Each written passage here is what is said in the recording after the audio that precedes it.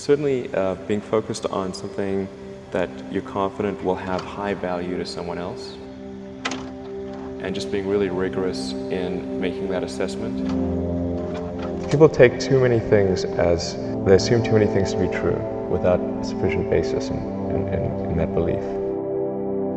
It's very important that people closely analyze what is supposed to be true. Try to say, let's analyze things from first principles, not by analogy or not by convention. I also had sort of a slight existential crisis because I was trying to figure out what does it all mean? Like, what's the purpose of things? And I came to the conclusion that if we can advance the knowledge of the world, if we can do things that expand the scope and scale of consciousness, then we're better able to ask the right questions and become more enlightened, and that's really the only way forward. And this was against the advice of pretty much everyone I talked to. One friend made me sit down and watch a bunch of videos of rockets blowing up.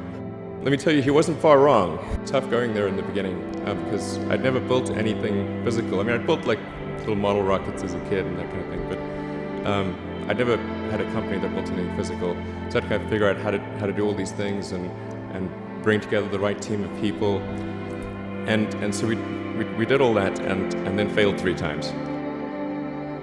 I think also people tend to overweight risk on a personal level. Let's say you're young and you're just coming out of college or coming out of high school or whatever.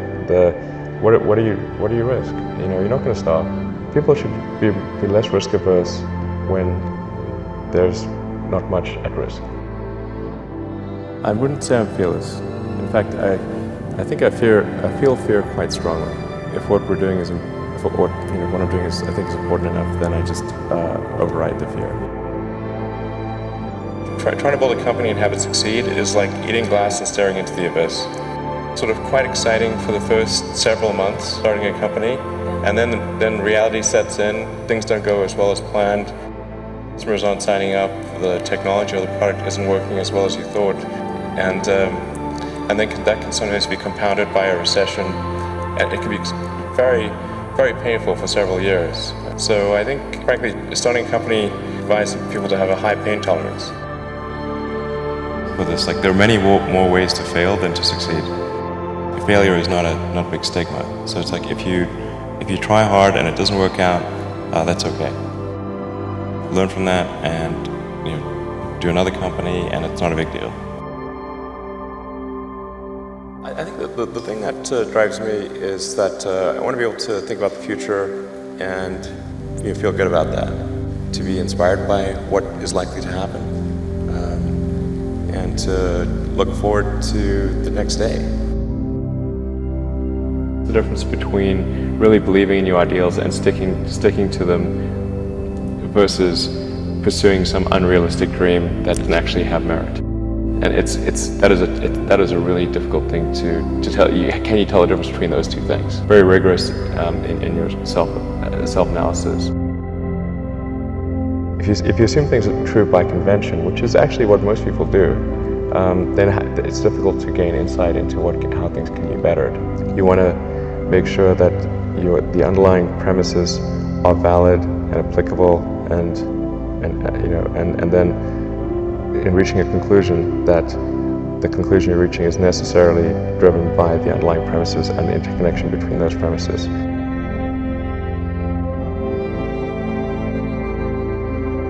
When I was young, I didn't really know what I was going to do when I got older. I read a quote from Arthur C. Clarke, which said that a sufficiently advanced technology is indistinguishable from magic, and that's really true. If you go back, say 300 years, the things that we take for granted today you'd be burned at the stake for. I think it actually goes beyond that, because there are many things that we take for granted today that weren't even imagined in times past. They weren't even in the realm of magic. You had that third failure in a row. Did you think, I need to pack this in? Never. Why not? I don't ever give up. This is the first time in the 4.5 billion year history of Earth that it's been possible to extend life beyond Earth. Before this, it was not possible. How long will this window be open? It may be open for a long time, or it may be open for a short time. I think it would be wise to assume that it is open for a short time. Every waking hour, that's the thing I would say. Okay, if somebody else is working 50 hours and you're working 100, you'll get twice as much done in the course of a year. Now is the time to take risk. So I would encourage you to take risks now. Do something bold. You won't regret it. Work like hell. I mean, you just have to put in, 80 to 100 hour weeks every week.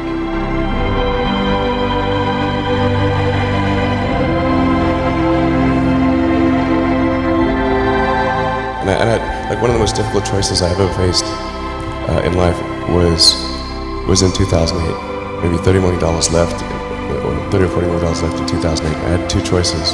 I could put it all into one company, and then the other company would definitely die, or split it between the two companies. But if I split it between the two companies, then both might die. And when you put your blood, sweat, and tears into creating something, or building something, it's like a child. Am I going to let one starve to death? I couldn't bring myself to do it, so I split the money between the two. Fortunately, thank goodness, they both came through. When something is important enough, you do it even though the odds are not in your favor. We're doing these things that seem unlikely to succeed, and we've been fortunate, and at least thus far they have succeeded. You guys are the magicians of the 21st century. Don't let anything hold you back. Imagination is the limit, and go out there and create some magic.